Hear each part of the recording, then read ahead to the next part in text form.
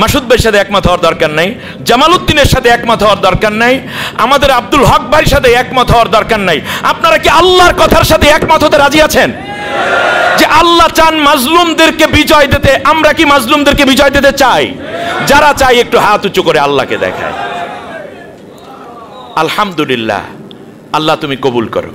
যারাই রোজাদার তারাই বদরের যোদ্ধা। আর বদরের যোদ্ধা মানে হচ্ছে তারা কোরআন বিজয়ের জন্য সংগ্রাম করে। অতএব আমি মনে করি বাংলাদেশের প্রেক্ষাপটে কোনো দল মত বাউফল দশমিনা গলাচিপা পটুয়া খালি বুঝি না, যারাই রোজাদার তাদের উপরই ফরজ আল্লাহর কোরআন বিজয়ের জন্য ময়দানে অবস্থান করা। এটা শুধু শফিকুল ইসলাম মাসুদ ভাইয়ের দায়িত্ব নয়, জামাত ইসলামীর দায়িত্ব নয়, চরমনাই হুজুরের শুধু দায়িত্ব নয়, এই দায়িত্ব প্রত্যেক রোজাদারের। রাসূল সাল্লাল্লাহু আলাইহি ওয়াসাল্লাম রিক্রুট করলেন তাদেরকে, যারাই কুতিবা আলাইকুমুস সিয়ামের হুকুম পালন করেছে তারাই কুতিবা আলাইকুমুল কিতালের দায়িত্ব পালন করেছে। বাস শেষ। এখন যারা যুদ্ধের ময়দানে যায়নি তারা মুনাফিক। আজকে ডিসিশন নিতে হবে, আমি মুত্তাকি রোজাদার হব নাকি মুনাফিক রোজাদার হব। আমি বিশ্বাস করি, দৃঢ়ভাবে বিশ্বাস করি, আমাদের জীবন একদিন ফুরিয়ে যাবে। অতএব আমরা মুত্তাকি রোজাদার হিসাবে নিজেদেরকে উপস্থাপন করার জন্য আগামী দিনগুলোতে যে লড়াই হবে ব্যালটের মাধ্যমে, সেই ব্যালটে আমরা আল্লাহর কোরআন বিজয়ের জন্য লড়াইয়ে নিজেদেরকে পেশ করার মাধ্যমে, কোরআনের সাথীকে বিজয় দানের মাধ্যমে আমরা আমাদের এই জেহাদে নিজেদেরকে বিজয়ের জায়গায় পৌঁছাবার চেষ্টা করব। শিক্ষা জীবনের একটা বড় অংশ যিনি বাউফলে কাটিয়েছেন, বাউফলের গণমানুষের প্রিয় বক্তা, বিশিষ্ট মুফাসসিরে কোরআন মাওলানা শায়েখ জামালউদ্দিন আসছেন। প্রধান আলোচক হিসেবে মাওলানা শায়েখ জামালউদ্দিন। আসসালামু আলাইকুম ওয়া রাহমাতুল্লাহি ওয়া বারাকাতুহু।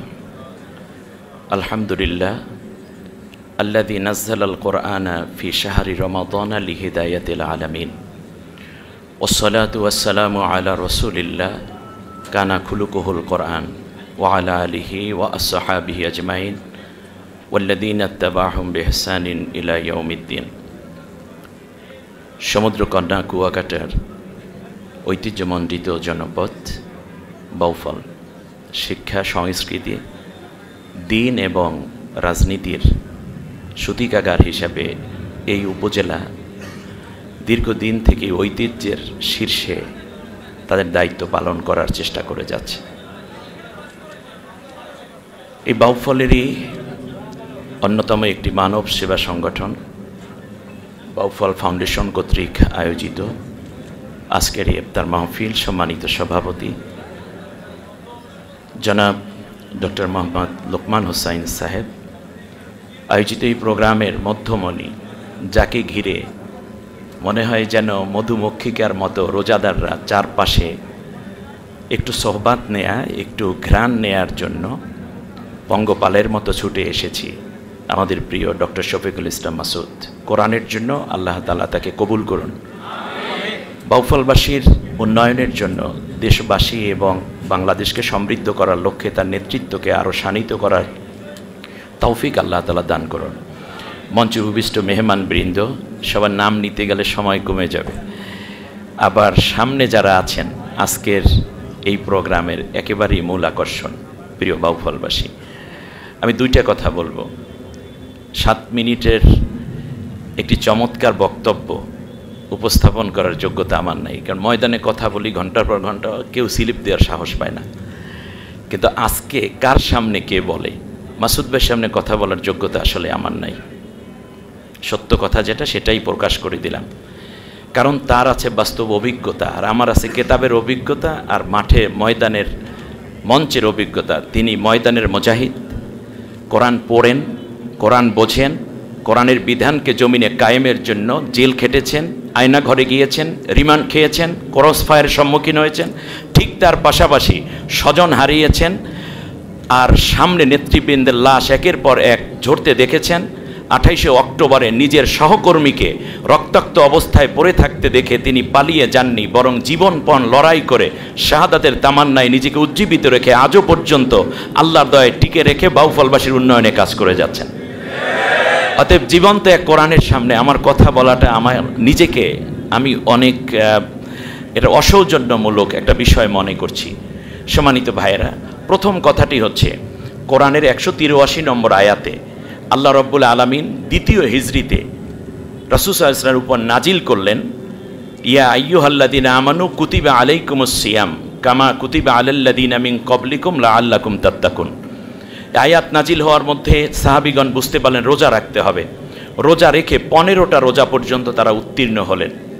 আর আল্লাহ তাআলা বললেন রোজা রাখলে তোমরা মুত্তাকি হয়ে যাবে। যা অনেক আলোচনা আমরা এই ব্যাপারে শুনেছি, কিন্তু মুত্তাকি কিয়ামত পর্যন্ত মুত্তাকি হইলে তো হবে না, কতটুকু মুত্তাকি হতে পারলাম তার একটা পরীক্ষা দেওয়া দরকার, ঠিক না?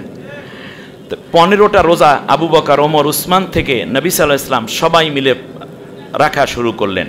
আল্লাহ রাব্বুল আলামিন বললেন এবার 218 নম্বর আয়াতে গিয়ে আল্লাহ সুবহানাহু ওয়া তাআলা বললেন যে হে রাসূল, এবার তোমার উপরে যারাই এই রোজাকে আমি ফরজ করে দিলাম যাদের উপরে, তাদের তাকওয়া কতটুকু হয়েছে একটা পরীক্ষা নেব। এজন্য আল্লাহ রাব্বুল আলামিন বললেন কুতিবা আলাইকুমুল কিতাল ওয়া হুয়া কুরহুল লাকুম আসা আন তাকরাহু শাইয়্যা ওয়া হুয়া খায়রুল লাকুম ওয়া আসা আন তুহিব্বু শাইয়্যা ওয়া হুয়া শাররুল লাকুম। হে রাসূল, যারা তাকওয়া অর্জন করলো আমি তাদের উপরে এখন দিন বিজয়ের জন্য কাফেরের মোকাবেলায় যুদ্ধকে ফরজ করে দিলাম।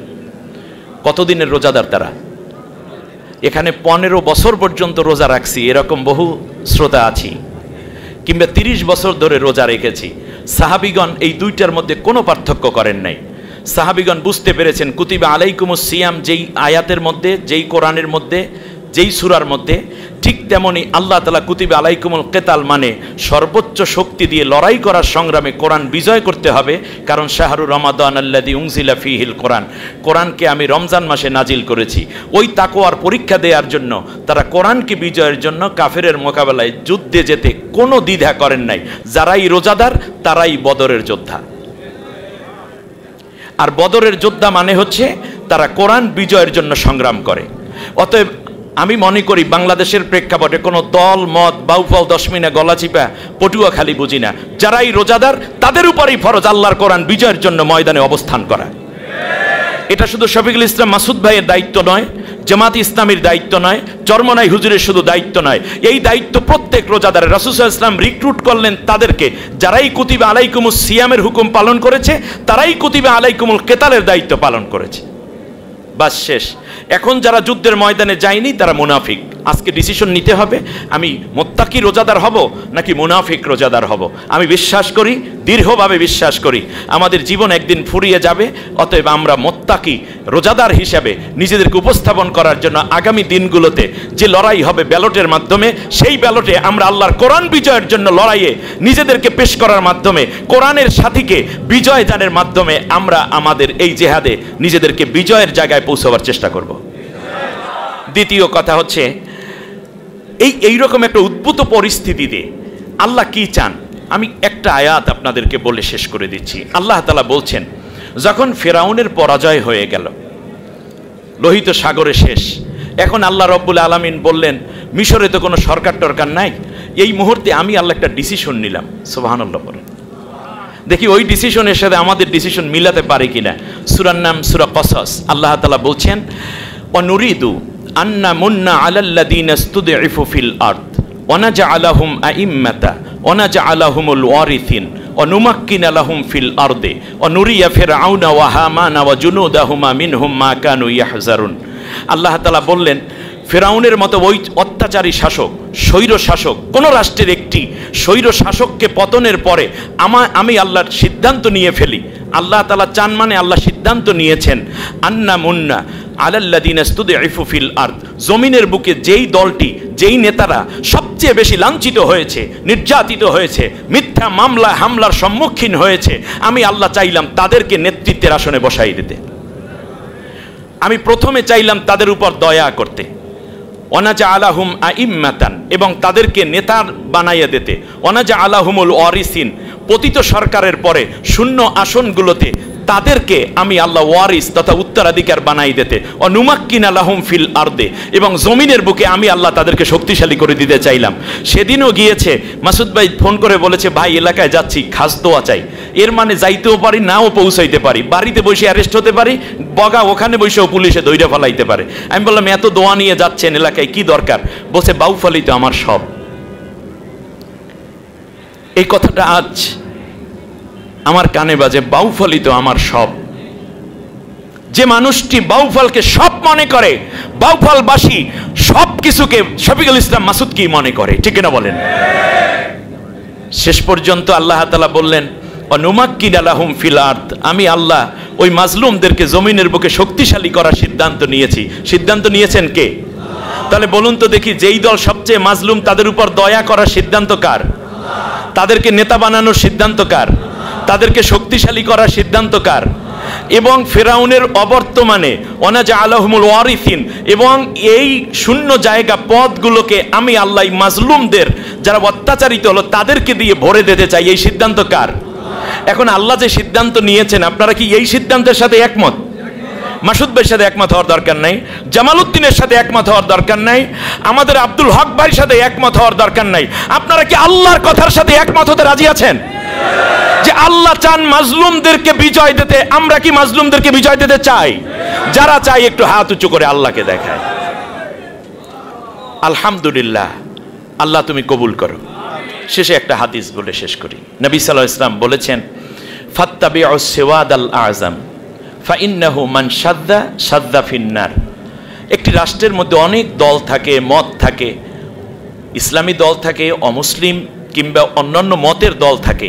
এমন সময় নবী সাল্লাল্লাহু আলাইহি ওয়াসাল্লাম বললেন ফাত্তাবিউস সিওয়াদাল আযম, যেই দলটি কোরআনের হুকুমত চায় এবং যেই দলটি একটু বড়, সিওয়াদাল আযম মানে তাদের মধ্যে ডাক্তার আছে, ইঞ্জিনিয়ার আছে, এসপি হওয়ার যোগ্যতা আছে, অ্যাডভোকেট আছে, ডিসি আছে, এরপরে এটা আমরা কি বলি ব্যারিস্টার আছে, যারা হাসপাতাল বানায়, ব্যাংক বানায়, অর্থনীতি পরিচালনা করতে পারে, যারা মানুষের সেবার জন্য সবচেয়ে বেশি আগাইয়ে আছে, ও পীর সাহেবরা, ও মুরিদেরা, ও তবলিগের লোকেরা, আমার উম্মত যারা, অন্যান্য দলও যারা করো, যদি আমার উম্মত ফাত্তাবিউ, এটা আমরের সিগা, উলামায়ে কেরাম এখানে আছে, আমরের সিগা। রাসূল সাল্লাল্লাহু আলাইহি ওয়াসাল্লাম অর্ডার করেছেন ফাত্তাবিউ সিওয়াদাল আযম, যেই দলটি দ্বারা তাড়াতাড়ি ইসলামী হুকুমত কায়েম সম্ভব, সেই দলটিকে তোমরা সবাই অনুসরণ করো, সেই দলের মানুষদেরকে তোমরা বিজয় করার জন্য সবাই চেষ্টা করো।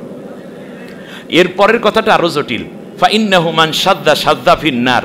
যদি এমন সুযোগ থাকে যে তোমরা সুযোগ পাইলা সবচেয়ে এগিয়ে থাকা ইসলামী দলটাকে একটুখানি আগাইয়ে দিতে পারতা, কিন্তু এর পরেও যদি না দাও, তাহলে মনে রাখবা শাদ্দা ফিন্নার, তাহলে তুমি জাহান্নামে যাবে। মনে করেন বাংলাদেশ থেকে আমরা গেলাম, সব দল, সব হুজুরেরা, সব মুরিদেরা, সব পীরেরা, যাওয়ার পরে রাসূল সাল্লাল্লাহু আলাইহি ওয়াসাল্লামকে বললাম যে রসুল, আমাদের বাংলাদেশে তো একটা নির্বাচন হইতেছে সামনে, এখন আমরা কোন দলে ভোট দিলে ভালো হবে? তখন রাসূল সাল্লাল্লাহু আলাইহি ওয়াসাল্লাম বললেন ফাত্তাবিউ সিওয়াদাল আযম, এই চরমনাই, ওই সরসিনা, ও মোকামিয়ার পিসাব, তোমরা তো সবাই আসছো, ধন্যবাদ, খেজুর টেজুর খাও, আমার এখানে গাওয়া টাওয়া খাইয়ে টেয়ে যাও, থাকো মেহমানদারি। এরপরে আমরা সবাই গিয়েছিলাম মোটামুটি। নবী সাল্লাল্লাহু আলাইহি ওয়াসাল্লাম বলে দিলেন, যেই দলটি ইসলামী হুকুমত কায়েমে এগিয়ে আছে, তোমরা সবাই সেই দলকে বিজয় দিবে। আর যদি এটা না করো, তাহলে মনে রাখবা তুমি জাহান্নামে যাবে। একদিকে আল্লাহর কথা, আর একদিকে নবীর কথা। আল্লাহ তাআলা শেষবারে বললেন যে শোনো, মিনাল মুমিনিনা রিজালুন সাদাকু মা আহাদুল্লাহ আলাইহি ফামিনহুম মান কাদা নাহবাহু ওয়া মিনহুম মান ইয়ানতাদির ওয়া মা বাদদালু তাবদীলা। শোনো, সেই দলের মধ্যে এমন লোক আছে একের পর এক যাদেরকে অন্যায়ভাবে হত্যা করা হয়, কিন্তু তারা ইসলামের পথ থেকে পিছপা হয়ে যায় না। সুবহানাল্লাহি বিহামদি। ঈমানের একটি দারুণ উদাহরণ হিসাবে আমরা মনে করি মাহে রমজানকে যেমন পালন করছি আল্লাহর বিধান, ঠিক তেমনই আল্লাহর হুকুম পালনের জন্য একটি ইসলামিক রাষ্ট্র এবং কোরআন ভিত্তিক একটি ইনসাফ এবং ইনসাফ ভিত্তিক সমাজ এবং বৈষম্য বিরোধী একটি সমাজ কায়েমের মাধ্যমে আমরা যেন সাম্যের পতাকা উড্ডীন করতে পারি। আমি বিশ্বাস করি আগামীর বাউফল থেকে সেই পতাকা প্রথম উড্ডীন হবে। পারবেন না ইনশাআল্লাহ? আমি আপনাদের সাথে আছি ইনশাআল্লাহ। আল্লাহ কবুল করুন। আমরা সবাই মাসুদ হব, বাংলাদেশকে গর্ব শুধু নয় বরং মনের মতো বাউফল গর্ব। বলেন আমরা সবাই মাসুদ হব, মনের মতো বাউফল গর্ব। বলেন না আমরা সবাই মনের মতো। আল্লাহ কবুল করুন। আমিন। আসসালামু আলাইকুম।